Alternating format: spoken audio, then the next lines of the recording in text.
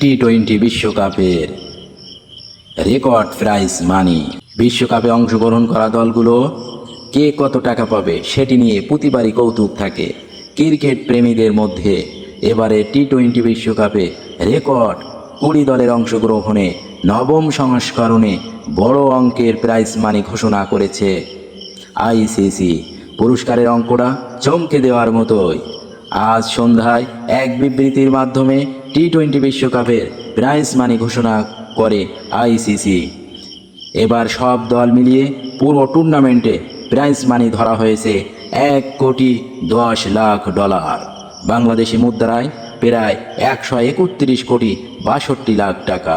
টি-20 বিশ্বকাপ ইতিহাসে যা সর্বোচ্চ।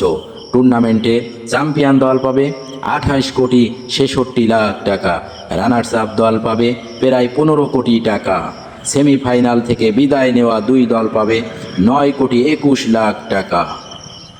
এছাড়াও 2,90,00,000 টাকা করে পাবে নবম থেকে দ্বাদশ স্থানের থেকে শেষ করা দলগুলো। একটি ম্যাচ না জিতলেও খালি হাতে ফিরতে হবে না কোনো দলকে। 2,60,00,000 টাকা দেওয়া হবে 13তম থেকে 20তম অবস্থান করা দলগুলোকে। বাংলাদেশ যদি কোনো ম্যাচ না জেতে গ্রুপ পর্ব থেকে বিদায় নেয় তবে এই সমান অঙ্কের অর্থ পাবে। আর ফাইনাল এবং সেমিফাইনাল বাদে প্রতি ম্যাচে জয় বাবদ 36 লাখ টাকা করে পাবে দলগুলো।